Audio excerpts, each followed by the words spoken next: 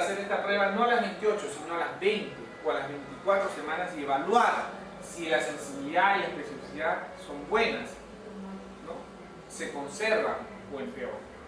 Y podría yo de repente revolucionar mi práctica obstétrica con una prueba sencilla que no requiere mayor aparataje. Y recuerden, muchos de nosotros trabajamos en postas y centros de salud donde ni siquiera hay electricidad, o donde los pacientes son muy reacias a trasladarse hasta la capital de provincia o distrito donde haya un mayor nivel de atención, y por lo tanto no me queda nada más que mi estetoscopio y mi capacidad de investigación y de solución de problemas. La siguiente. Y este es un cuadrito de un autor venezolano que hizo una publicación donde él estudia más de 2000 pacientes gestantes, ¿no?, entre las 28 y 32 semanas, y les hace el rollover test a todas. Y él encuentra que de estas 2000 y pico solamente tienen el rollover test positivo 170. Y el rollover test es negativo en 1948 pacientes. ¿Entendido? Entonces, en más del 90% de las pacientes la prueba es negativa. Pero ¿qué es lo más importante? Lo más importante es que de estas 170 pacientes que tuvieron el rollover test positivo, 160, es decir, el 94%, hizo hipertensión gestacional. Mientras que solamente el 5.8% no hizo hipertensión gestacional. De las 1948 que tuvieron el rollover test negativo, 1928, es decir, el 99% no hizo hipertensión con el embarazo. Por lo tanto, tenemos valores de sensibilidad y especificidad muy altas que nos van a hacer que esta prueba sea, yo creo, muy útil, sobre todo en primer y segundo nivel, para predecir preeclampsia. La siguiente. En cuanto a los marcadores bioquímicos, hay que decir que se basa en los elementos etiopatogénicos antes discutidos, la reducción del flujo enteroplacentario, pero no es capaz de explicar por sí sola la etiopatogenia de la preeclampsia. Se pueden distinguir diferentes tipos de marcadores bioquímicos, como son los precoces, los intermedios y los tardíos. La siguiente. Dentro de los marcadores precoces tenemos aquellos que marcan hipoxia placentaria y estrés oxidativo, como el aumento de la leptina, el aumento del ácido úrico, la disminución del ácido ascórbico, la disminución del factor de crecimiento placentario, y aquellos que marcan alteraciones de la placentación, como la disminución de los antígenos PAI2, el aumento de la relación PAI1 sobre PAI2, la disminución del PCAM y el aumento del ICAM y la inhibina. La siguiente.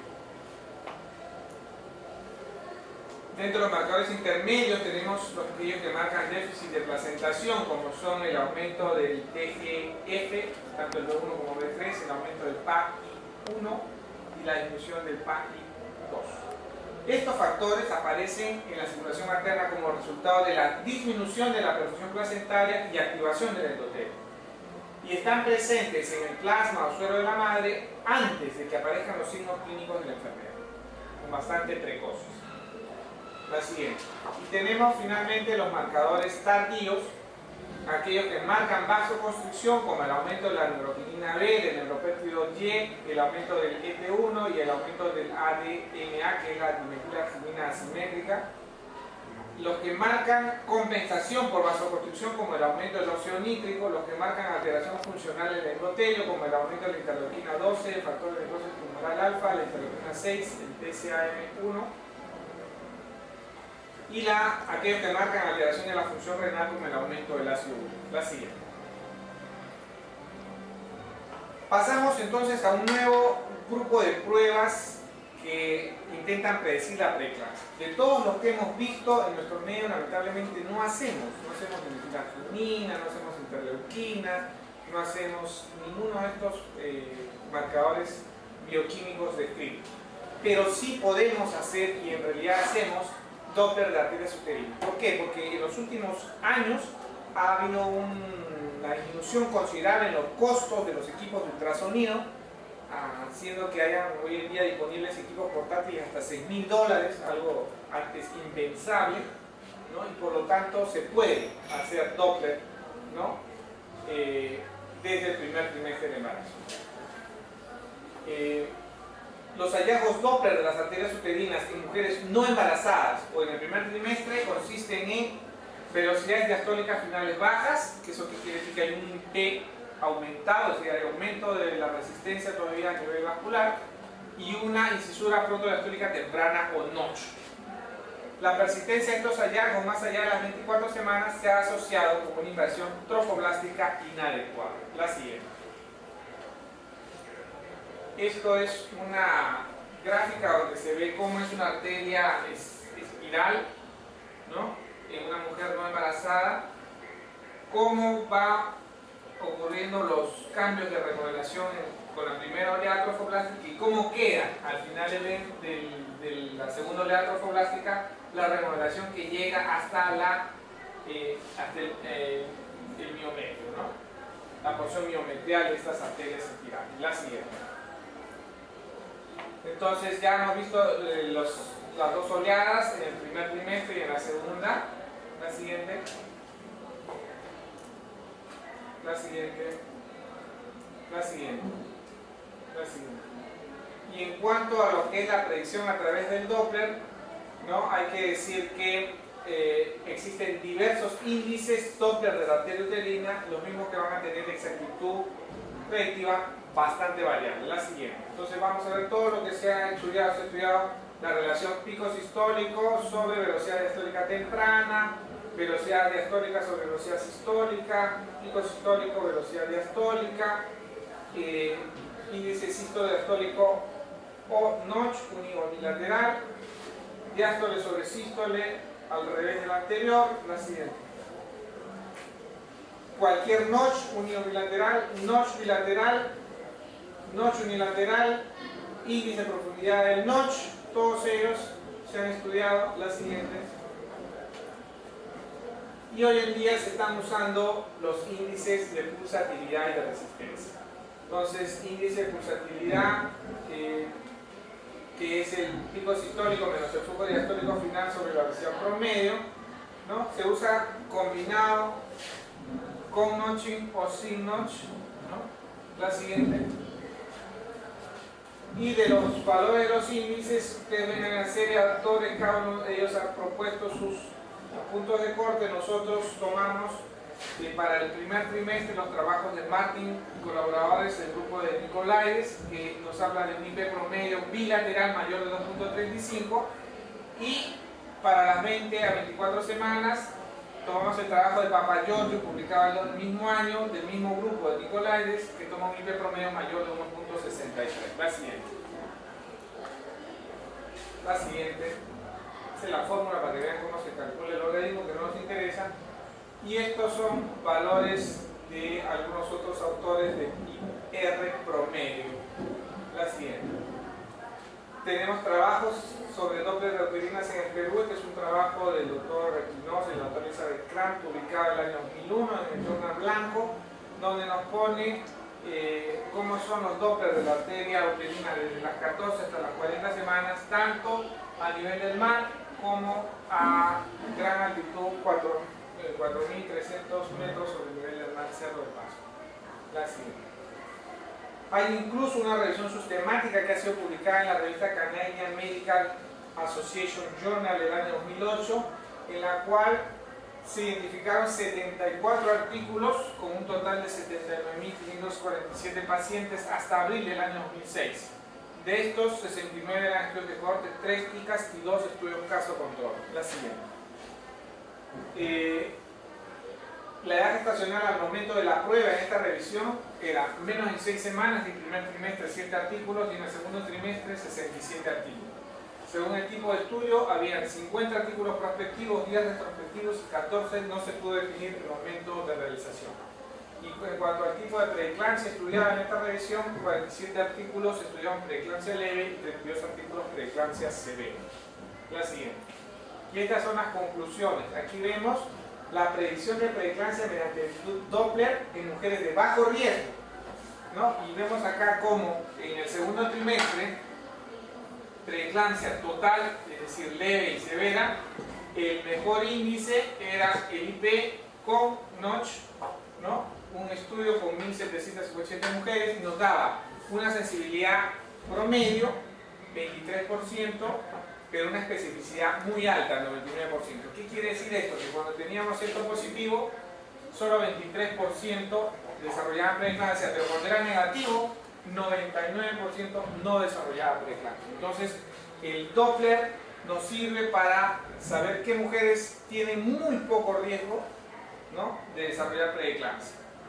Y en cuanto al Doppler en el primer trimestre, para preeclampsia total, el mejor índice resultó ser el IP, pretrabajo con casi 5.000 pacientes, y los valores, tanto de sensibilidad como de especificidad, se mantienen muy cercanos a los del segundo trimestre.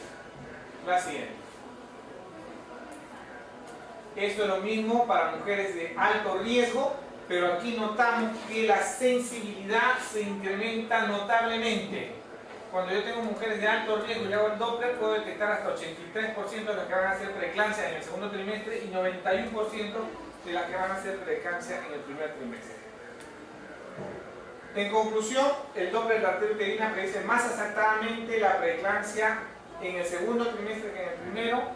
El IP solo combinado con Notch es el índice más predictivo de preeclampsia, y los resultados de sensibilidad y especificidad van a variar de acuerdo al grupo de riesgo de la paciente, sea alto o bajo riesgo, ya hemos visto, y al tipo de preeclampsia, sea leve o severo. La siguiente.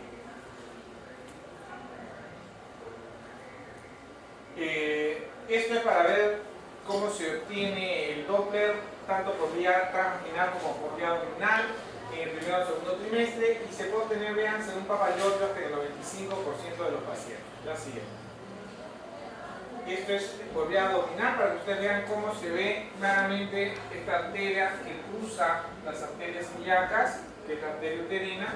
La siguiente.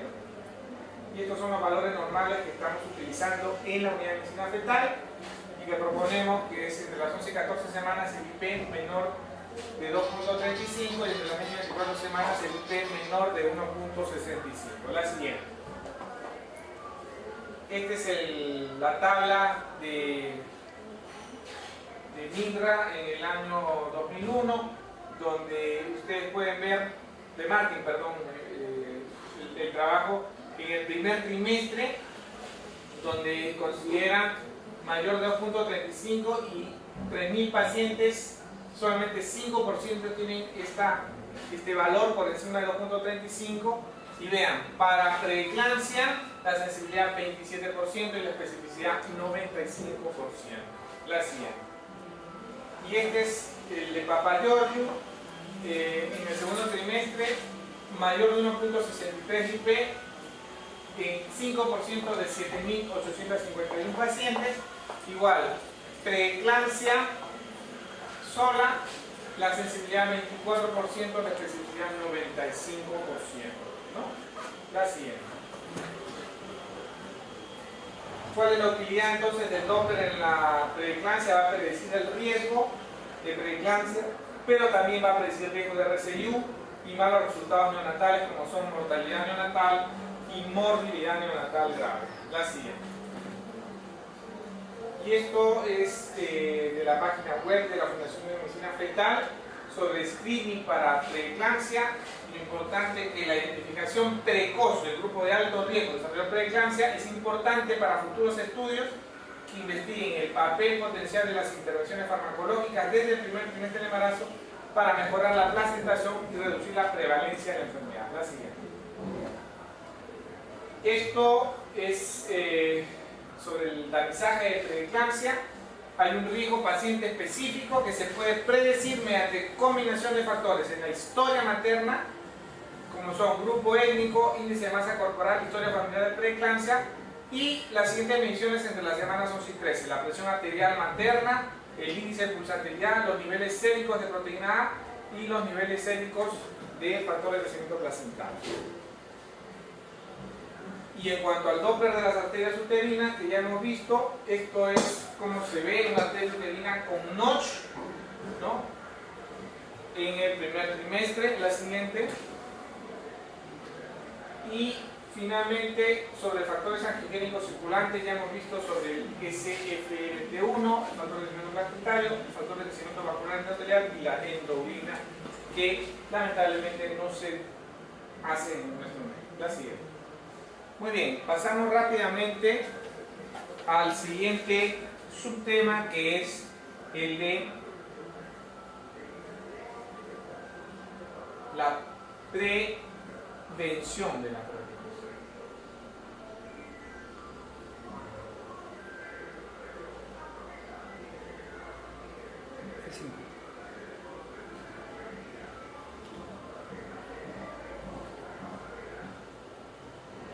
Entonces, reducir la frecuencia de la preeclampsia va a mejorar la salud de las madres y sus recién nacidos y va a conducir a un uso más eficiente de los limitados recursos disponibles para los servicios de salud. Por lo tanto, existe un énfasis especial para estrategias que reduzcan el riesgo de trastornos hipertensivos del embarazo. Eso es importante. Entonces, la siguiente. Hay diferentes estrategias de prevención. Tenemos prevención primaria, secundaria y terciaria. La primaria estaría orientada a prevenir que la preeclampsia se presente. La secundaria es disminuir la progresión de la preeclampsia o revertirla. Y la terciaria es ya, una vez que se estableció la preeclampsia, prevenir complicaciones. Entonces nosotros, presidente, vamos a exponer básicamente las estrategias de prevención primaria. Y estas estrategias se centran en dos grupos: intervenciones nutricionales e intervenciones farmacológicas. La siguiente. Dentro de las intervenciones nutricionales tenemos todas estas: dieta hiperproteica, dieta hipocalórica en gestantes obesas, restricción de sal, suplementos de calcio, aceite de pescado y otras como la suplementación con zinc, magnesio y la administración de ajo. Y en cuanto a las intervenciones farmacológicas, tenemos la administración de antiagregantes plaquetarios como la aspirina, antioxidantes como la vitamina C y E, diuréticos, progesterona y donadores de óxido nítrico.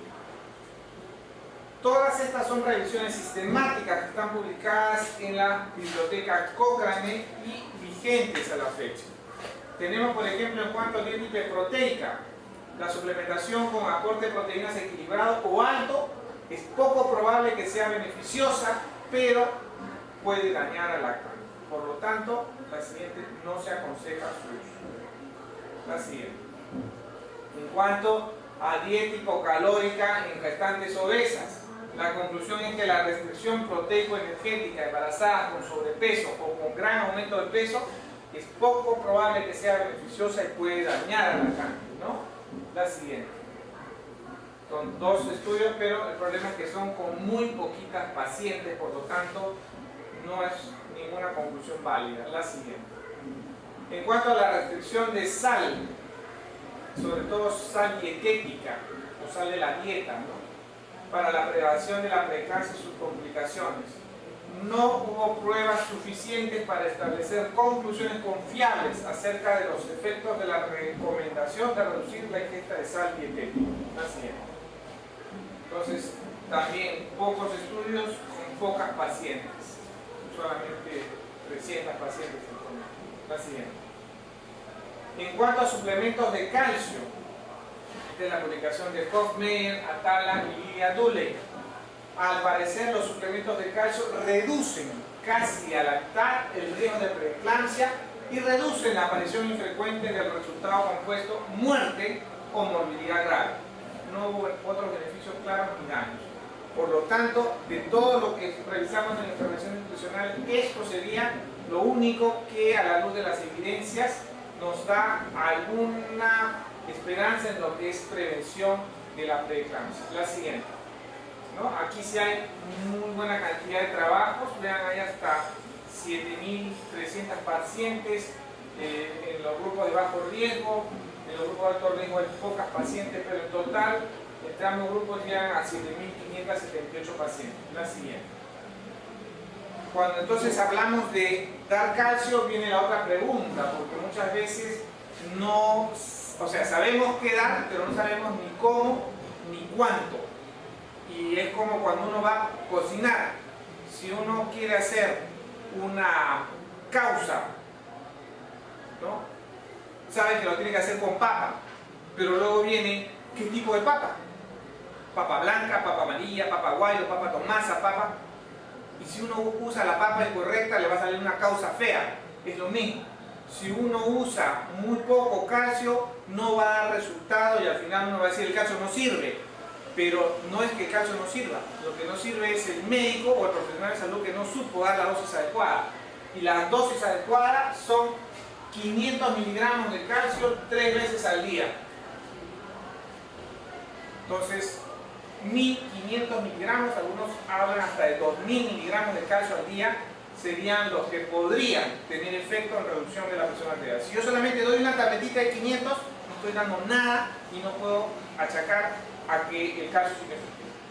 ¿Cómo se da? También es importante, hay que darlo desde antes de las 20 semanas. Idealmente, desde el momento que yo diagnostico que la paciente tiene alto riesgo, ya sea por historia clínica, o lo que es mejor, que se trata de usar hoy en día cuando tiene un Doppler de las arterias uterinas alterado entre las 11 y 14 semanas. ¿Y por cuánto tiempo? ¿Una semanita, 10 días, 20 días? No, señores, durante todo el embarazo, idealmente hasta las 34 semanas. Después de eso se puede dejar de dar si la paciente hace preeclampsia ahí, se acaba el embarazo y no hay mayores complicaciones. Entonces, esto sería lo que hay que conocer en cuanto a suplementos de calcio. La siguiente.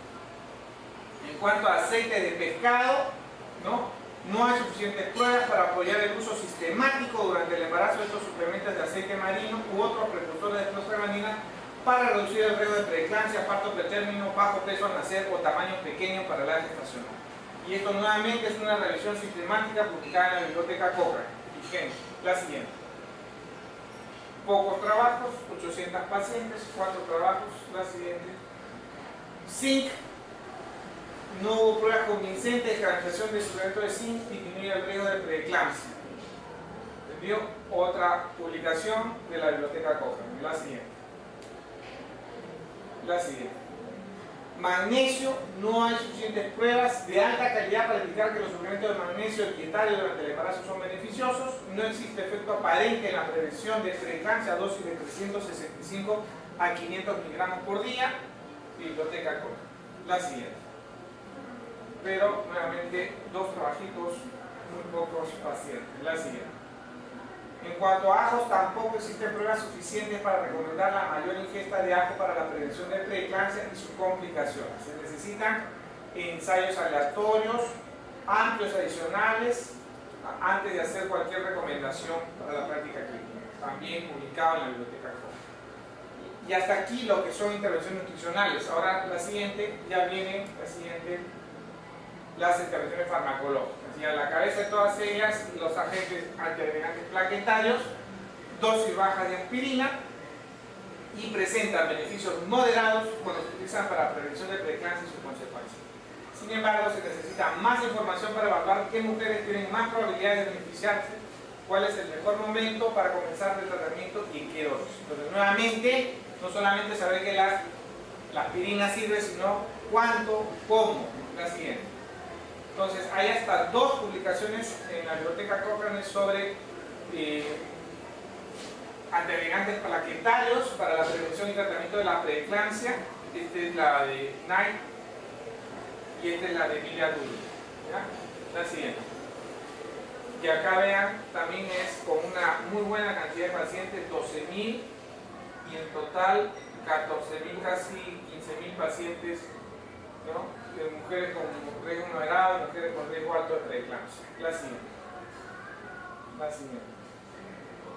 La siguiente. Y esto es para ver cuánto.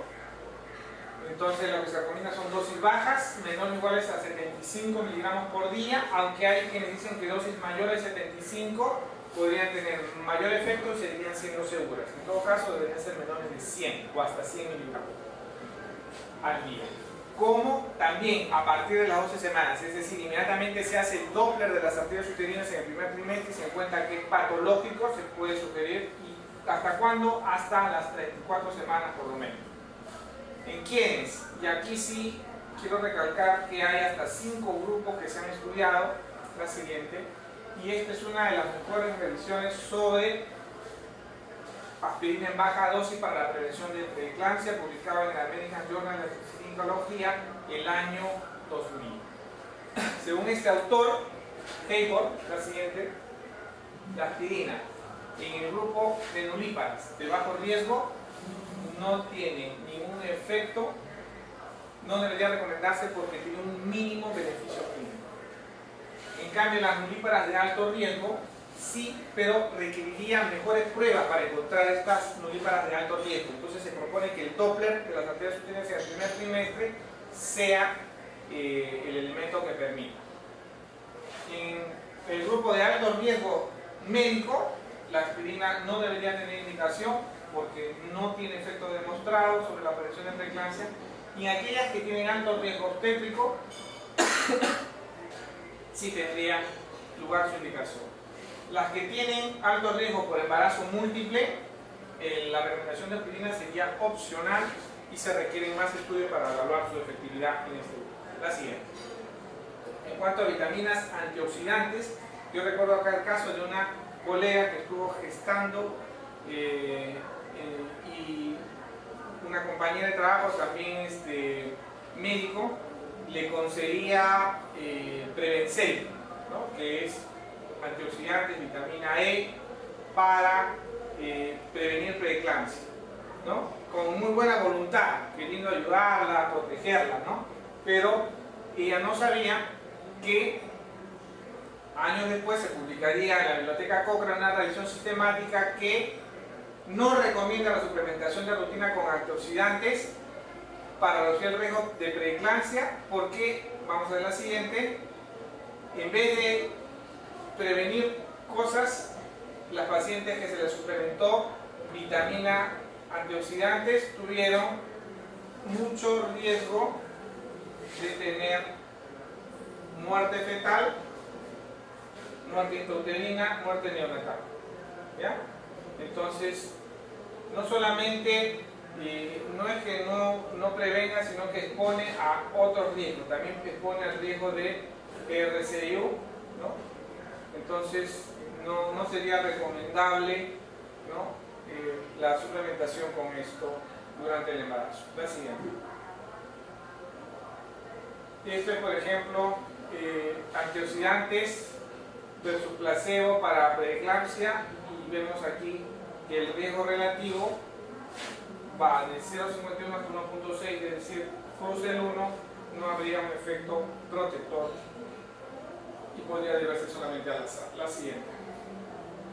En cuanto a diuréticos, no hay pruebas suficientes para establecer conclusiones fiables acerca de los efectos de los diuréticos sobre la prevención de la preeclampsia y sus complicaciones, y no se encontraron beneficios claros del uso de diuréticos para prevenir preeclampsia. Publicación de la Biblioteca Cochrane. La siguiente.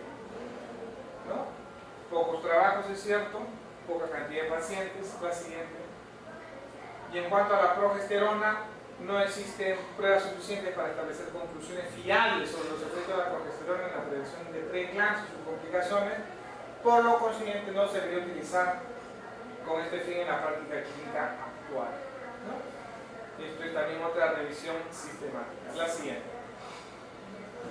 Un solo trabajo, 62 pacientes aleatorizadas a progesterona. La siguiente.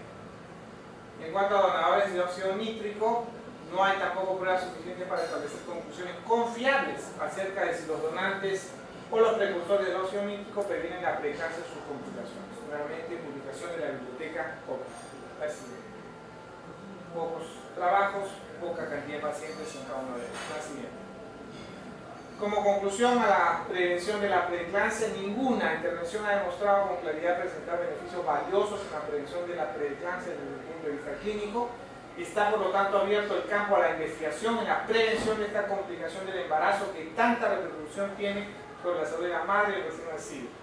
Y a pesar de todos los esfuerzos realizados, la prevención de la preeclampsia es improbable mientras permanezcan desconocidas las causas que lo originan. La siguiente.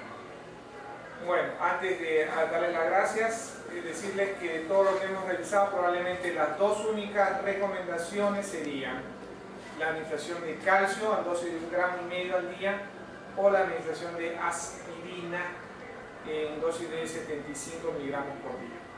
Yo personalmente prefiero la administración de calcio porque está asociada a menos probabilidad de efectos secundarios que la administración de aspirina. Estamos haciendo alguna investigación en la unidad, esperamos darle algunos resultados en los próximos meses. Muchísimas gracias y si hubieran preguntas. Revisar trastornos hipertensivos del embarazo. Como les decía, lo que necesitamos es estandarizar, independientemente de que esto sea del parecer de muchas personas. Si no estandarizamos, no nos vamos a poder comprender, y si no nos comprendemos, no vamos a poder pasar la información uno por uno. ¿Conocen esto? ¿Le es familiar? A ver, ¿qué? Sale de su casa. Así es. Ahora, ¿lo reconocen? Choquequirao. Es la gemela de Machu Picchu. O sea, no solo Machu Picchu, es la maravilla. Esta es otra de las maravillas.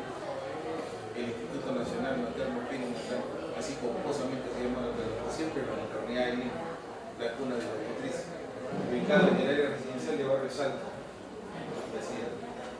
y este es nuestro caso pequeño, que ustedes conocen. Aquí también hay que dejar en claro la diferencia entre una unidad de cuidados intensivos y una unidad de alto riesgo estético, que es la que hay. Las unidades de alto riesgo estético ven y atienden al producto. El producto es el que está mal, la madre está estable. En la unidad de cuidados intensivos lo que evaluamos es la madre que está en mal estado general, que compromete secundariamente el producto.